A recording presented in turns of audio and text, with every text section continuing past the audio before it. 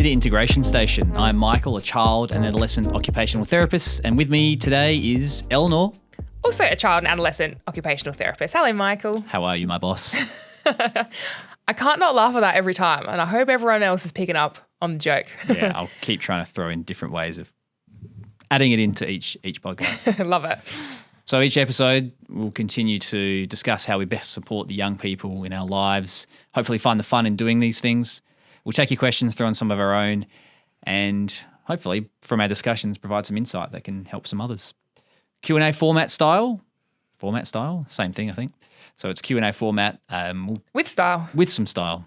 So any questions you have, we'll answer them. So if you can, throw them to us via Instagram, OTFC Group, or our podcast at otfcgroup.au email, which does work, have checked. And we love getting your questions too, so we can tailor kind of what we're chatting through to meet your needs. Absolutely. That's how it works. And if you like what you're hearing, tell your family, tell your friends. Like and subscribe, as they say in the biz. Yes, they do. But by doing this podcast, our hope is just to spread the message of OT and how things can be supportive for any young people out there, and hopefully that's a good thing. Definitely. I know we were talking in the last podcast about doing a little bit of a run through for high school transitions, because I think I mentioned that that's something that I'm workshopping with a lot of my families that I'm working with at the moment.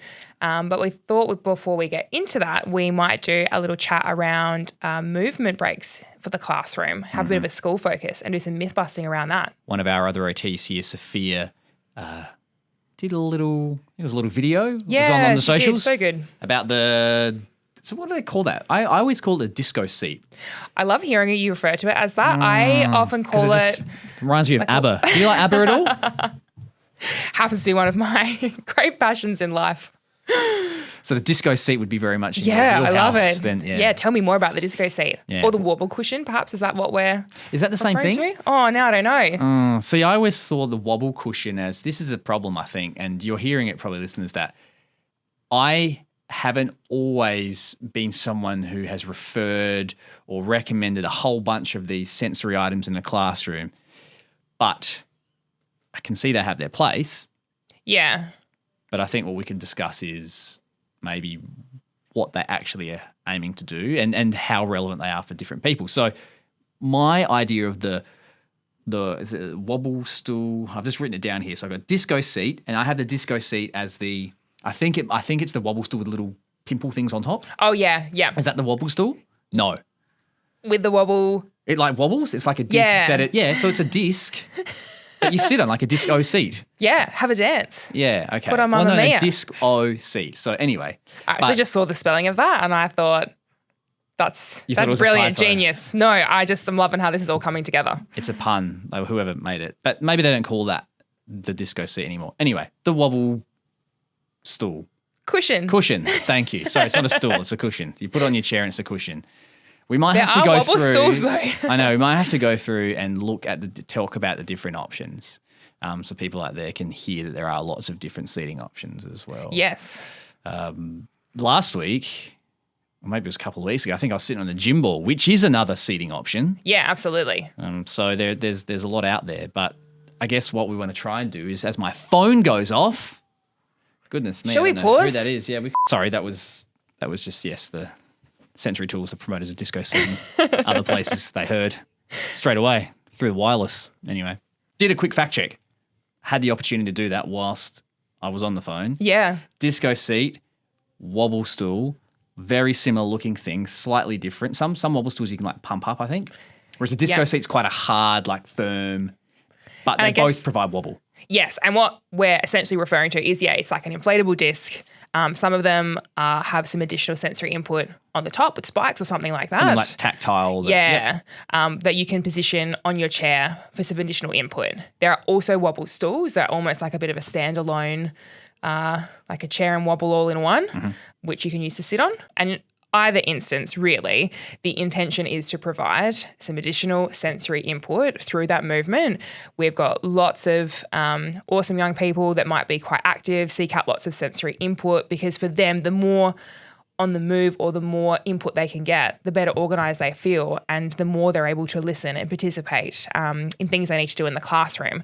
So that is their intention. But what it actually looks like, I don't know about you, Michael, it can be, I think, sometimes have the opposite effect. What do you find? Yeah, I generally get feedback from some teachers who have mixed reviews on some of these items. Some work, some don't. And I think the biggest thing, like anything, I kind of feel like I'm saying this all the time, but it's so dependent on each individual child. Yeah. And just because a disco seat or a wobble stool works for one child doesn't mean go out and buy 30 disco seats and wobble stools for the entire classroom, because that might not be meeting everybody's different sensory needs. Yeah, absolutely. But I think lots of people too might go, oh, I give them the stool, they're sitting in a chair, they're wriggly, they're restless, they look like they need to take a break. Maybe we can try something like the wobble cushion, the wobble stool, whatever that looks like. But then they're even more distracted and I find they're not listening to me or they're distracting others. And if I hear that, I'm thinking, I wonder if they actually have the strength through their core muscles, through their balance to sit on that for an extended period without actually having to work harder to position. And then, of course, all of a sudden, because they're working so hard to maintain their posture, kind of everything else goes out the window. So, yes, they might need movement, but this particular kind of movement for their regulation isn't having the intended outcome. yeah, and I think a good example is if we go back to one of our previous episodes, we talked about handwriting. Yeah. And if you have someone whose posture is pretty challenged at the best of times, if you give them a disco seat, it might look like they need movement, but what actually might, the behaviour or what you're seeing might actually be that they have such poor postural stability, they can't sit still. Yeah. And so it looks like they need movement, but actually they're just finding it really hard to keep still. So they're constantly shuffling around in their chair and Yeah, all that absolutely. stuff. So something like that is an example of, well, if I give them that piece of equipment and expect them to handwrite, it might actually make that task even harder, which sure. for them might be hard as it is. So it can be a double-edged sword. And Well, you're not so a double-edged right, sword, sorry. It's, it can compound the problem, I should say. Absolutely. And I think I totally agree with what you said, where we see that wriggling, is it actually movement or is it that their body needs to take a break? It needs to have the chance to reset those muscles. Actually, maybe it's like time in a beanbag in a chill space so they can just really relax those muscles a bit, switch on different muscles and then come back and try again. And we often find that for kids who really struggle sitting at the chair, making sure they've got the opportunity to, legs on the floor, that 90-degree position with their legs, back support, that's going to support them to sit for longer. Ergonomics kind of goes under the radar at times, but it's still pretty pertinent. And it's the same, just side topic, like a dinner table, the number of times, I hear they won't sit at the dinner table and I go, well, how tall are they? Can their feet touch the ground? Yeah. How are they sitting? Like, well, no, they can't. They're on adult-sized chairs and they can't. Well, put something underneath or give them a child-sized chair or try something else and they might still not sit the whole time. But generally you'll see them sitting for a longer period because their posture, their position, how they're sitting is more stable. For sure. But what I love is just instead, I love like the TheraBand around the front two legs of the chair that they can rest their leg on and just kick against. So you can see still a bit of movement input, but they're still supported from that ergonomic perspective in the chair. So that's those stretchy like physio rubber bands. Yeah. Just something that they can rest their leg against and still get that bit of movement and input if that's indeed what that wriggling in the chair or that movement opportunity needs to look like for them. What about, you mentioned about beanbags before or just falling into something for some extra pressure. What about weighted items? Do you find them to be effective? Because I've often heard that weighted items can generally be one of the most effective sensory tools within a classroom space from a regulation perspective. Pretty much because if we think about what the weighted item's providing, it's that deep input, that deep pressure, that proprioceptive input, which 99% of the time is going to be quite regulating for a person. What are your thoughts on that? And I think for someone too who's still building that kind of awareness of their body and maybe when they're sitting down, they're wriggling because they're trying to actually get a little bit of input to understand how they're positioned in space. So that can also, I think, have the added effect of helping to give some intensity there. So they're going, I can really feel how I'm holding myself in this moment, and I can stay in my chair for a little bit longer as a result. And I think when it comes to movement breaks in the classroom, these are kind of the first things that I look to suggest. Anything where we're tapping into that proprioceptive system through the muscles, the joints, the tendons, and that is through things like deep pressure. And my other favorite is heavy work. You know, can they help to set up tables and chairs in the classroom? Can they help in I had a client once who loved watering the garden at school. So they would go and take, you know, the watering can, fill it up, carry that heavy item over to the garden and then water that. So you can see they're carrying, they're lifting, they're working against resistance, and that's giving that really grounding proprioceptive input too, but in a task that's meaningful for them. So actually a better break for them than doing a lap around the classroom, which probably wasn't going to meet those sensory needs. And this is a young person who really thrived off of more intensive movement opportunities. But what a great way to meet that for him in a way that's functional, but also gives him a role that he feels really connected with the school and what he's offering.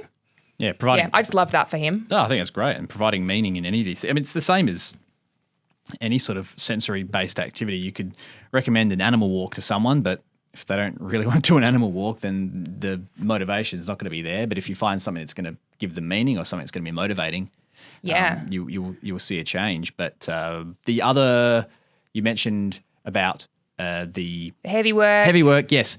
I think it was from the online, one of our social posts. I received some feedback from a teacher about Sophia mentioned to put up chairs, and then her feedback was like, I just can't just randomly put up chairs in the classroom during a lesson. Then why would I do that? Why would I pack it away? And my first thought was, okay, yep, I can understand that. But something like cleaning tables or moving tables out of the way or packing up chairs for something that is meaningful, like, hey, we're going to pack these away. This is a big movement break. Put all the things to the side of the classroom and we're going to get into the middle to do a Dance Revolution activity it's so or good. something that is going to be quite enjoyable, quite meaningful. It's going to be quite alerting as well. But in doing that, what you're doing is packing those chairs up, you're moving those tables away, and the whole class gets that really big proprioceptive input. And then they got to put it all back together, which is also giving them that input.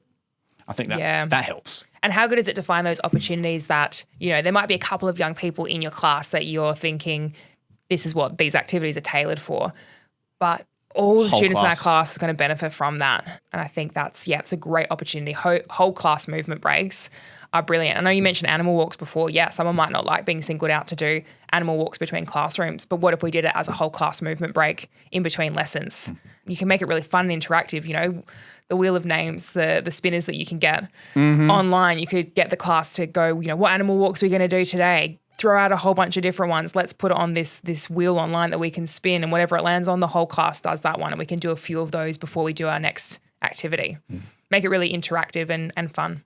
And the good thing is now more so, there's a lot more, I guess, brain breaks or breaks where we might go out on the playground, we might go run around for a bit or do some activities just incorporated in that. And I think what, as OTs, we are always advocating for is sensory diets or any sort of movement break shouldn't be a reactive thing. It should be something that is incorporated in someone's day, and it is a proactive, we have these things scheduled in the day, but we also have these sensory things scheduled in. And often what I find is that, you know, some kids, even if it looks like they don't need that stuff as much anymore, still provide that, because the reason they may be more regulated or may be more engaged is because of the sensory supports you put in place. Sure. And going back to some of the, you know, pieces of equipment, a disco seat might work really well for that one person, you know, and that's fine for them. But we have to always be really aware of what's going to work for that individual child and how we really assess the piece of equipment or how we assess what we're doing here to make it effective. So that's where big whole classroom movement breaks can work really well, because everybody's going to benefit from it. Yeah. And you know what's hard too? I think when we are looking, you know, you can see someone wriggling, or maybe they're finding it a little bit harder to concentrate on what they've got in front of them. They might be talking a little bit more to others around them. They're looking a bit more distracted. Sometimes suggesting a break in those moments, you know, they might be approaching that point of dysregulation, and you're kind of working back from that becomes a lot harder than if it's implemented throughout the day in a more systematic manner. That's primary school. Yeah. What about, and this is sort of question without notice. Lots of kids in primary school go to high school. That's the transition. Yep. They also need movement breaks. They also have sensory needs. As adults, we have sensory needs.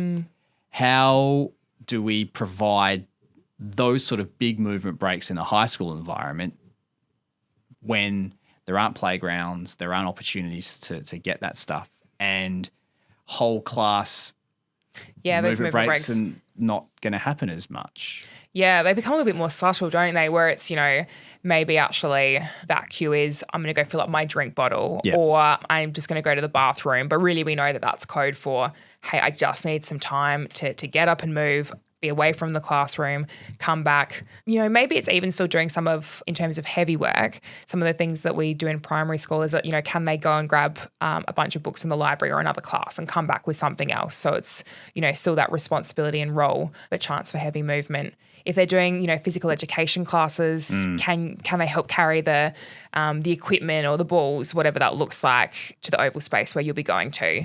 I think anything where you're thinking carrying or moving, pushing, pulling, working against that resistance, that's still going to afford similar input as some of the other activities that we were talking about before. Yeah. I mean, you work with lots of young people who, teenagers and young adults in high school. What are some of your go-to?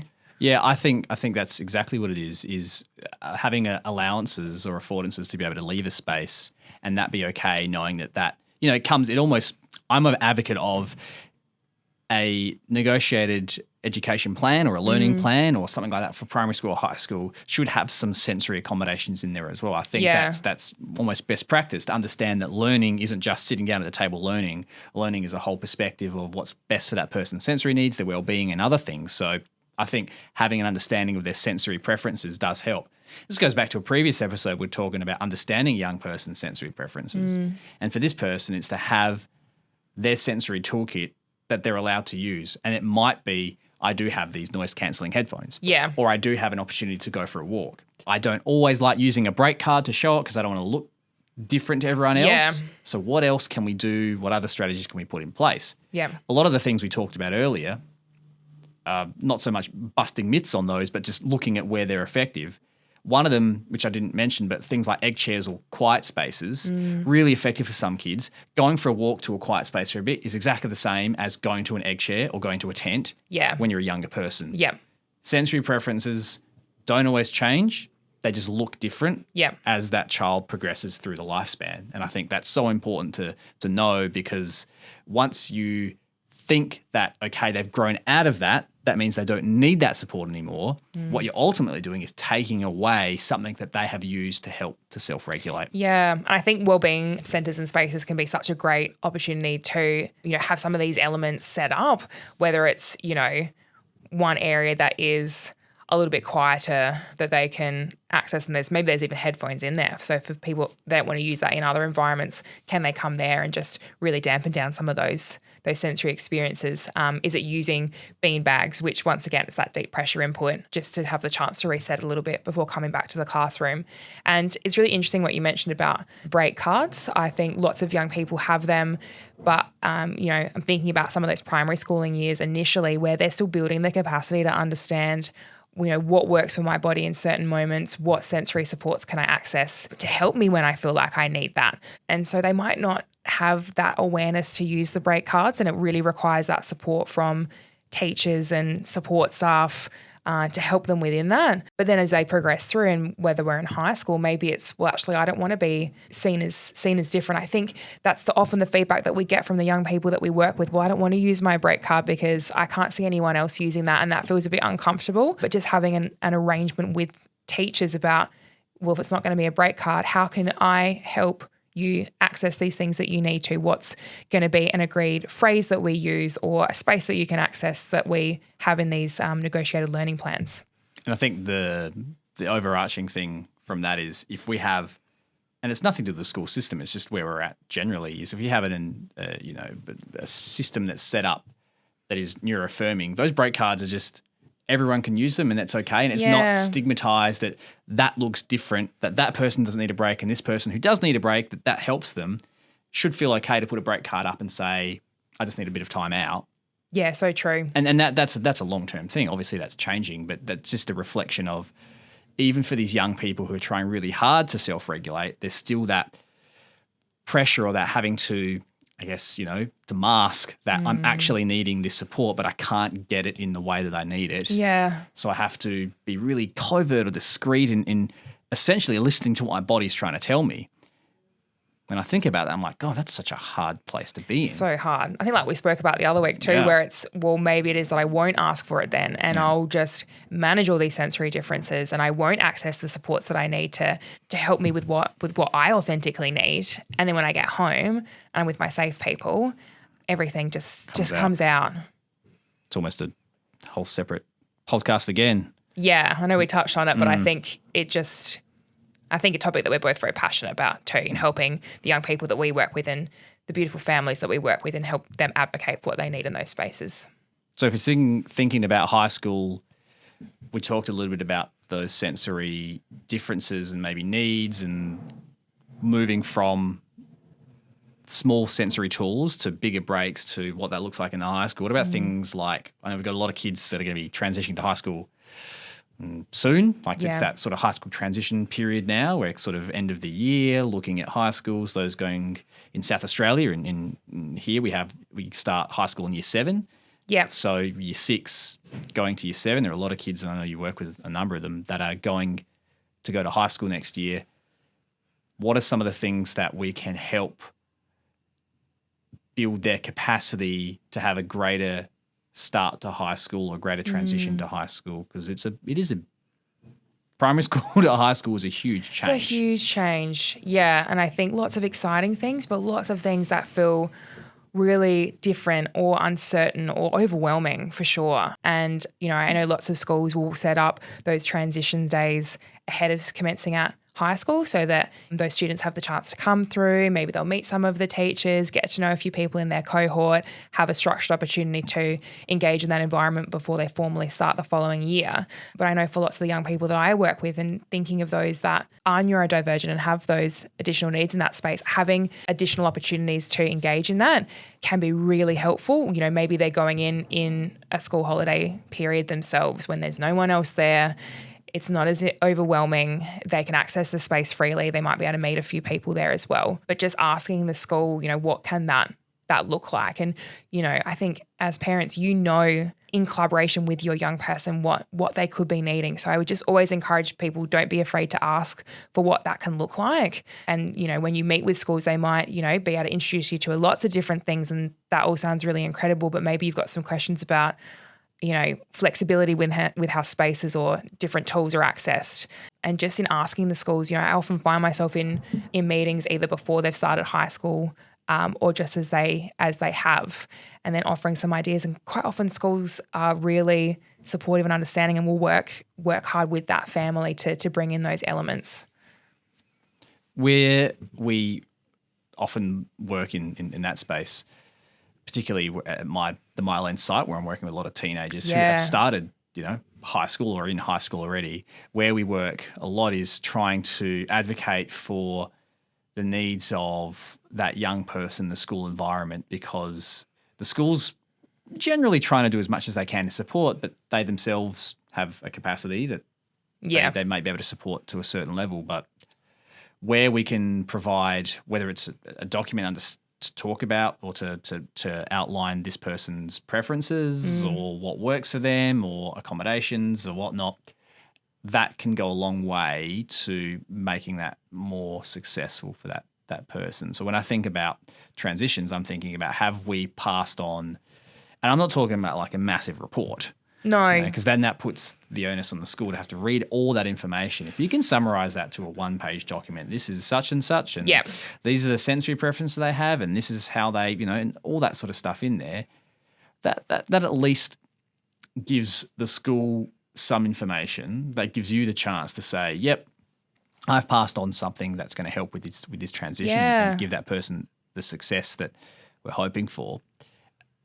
And in doing that, you're setting them up for some success. I'm not saying it's going to be perfect, but it's better than going in blind or not having any I guess, idea of what that looks like. And I know we were talking yesterday about this exactly, that you have had parents that have been aware that maybe just providing this insight into this young person, or you as an OT being able to provide a document that can help with a transition like this is something that we can do, or something that would be worthwhile. Yeah, I have this really incredible young person that I work with and have worked with for some years now, and she's autistic, she's a PDA, and she is the most insightful human. I love chatting with her. I love hearing her thoughts on lots of different topics, but importantly in, her growing awareness of what she needs, and that voice to honour that and advocate for that. And she has been homeschooled for some time, but is looking to start high school next year. She's understandably excited and apprehensive. And I had just said to the family, I can put together a letter to help you in advocating for what they might need in that environment. And I actually, I put it together and I went through it with that young person. I'm like, look, this is what, from all the conversations we've had, this is where I feel like the school can really support in.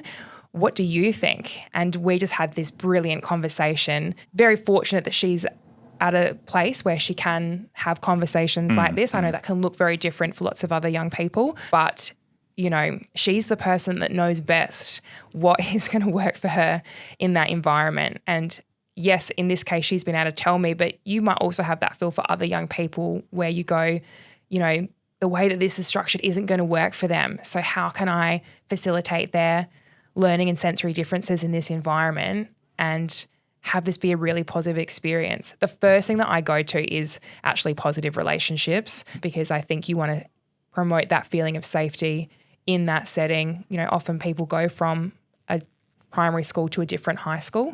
So connecting with people in the first instance, the learning, the academic stuff, I think can come after those things are established. But that's really, that's the first thing I'm encouraging.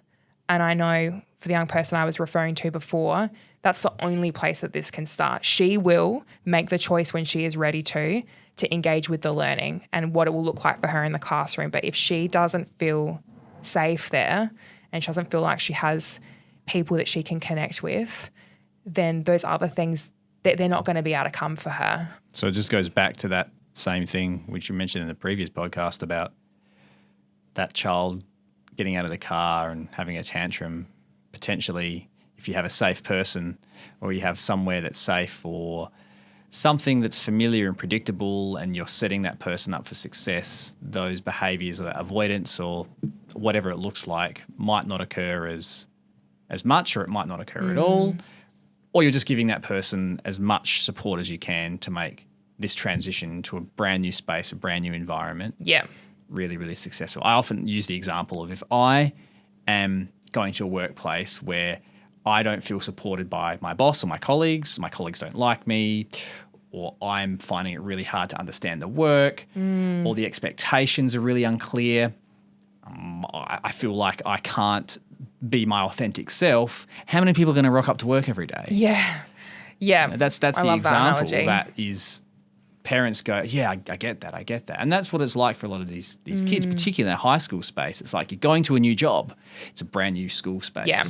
A whole bunch of new colleagues, brand new students, a whole bunch of different teachers telling you different things, a whole bunch of different people in your organisation. Between lessons, Exactly. So there's so much stuff there to factor in and to manage. And so if you can, wherever you can, provide some predictability. And even it can come down from the primary school saying, this worked for this young person here. Hey, high school, just here's a bit of information. Yeah.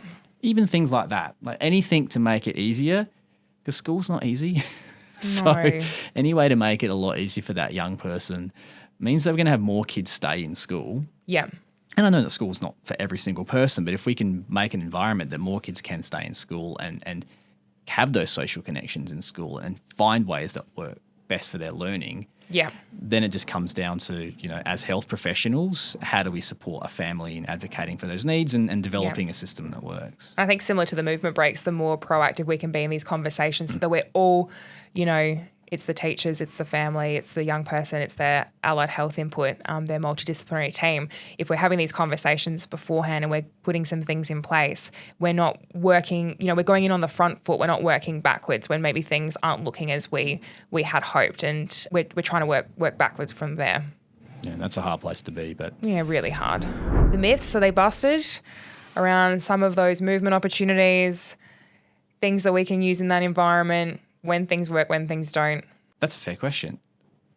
I think some, maybe not busted as much as those sensory tools or items are not a silver bullet. They're not going to work for every single person. So I think providing the why as well, like it's really easy to go, oh, yep, they need a movement break, so I should use this. But having that understanding about what supports have been suggested for that young person depending on their sensory preferences and needs, I think it's a really important thing. So if you're looking to implement something, just taking that pause to go, what am I trying to achieve with that? And if that's what I'm trying to achieve, am I checking in with that young person? Is that actually what's happening, or is it not having the impact that I'd hoped for them? So do I need to shift and do something else? Great, yeah. Okay, so not busted, but not busted. Not busted. Great, I like that. Well, I think that's probably it for us today. I think so. So thank you again, Eleanor, for coming in. Thanks for having me. Of course, it's been great. And again, if you do like what you're listening to, share it with everyone. Share it around the world.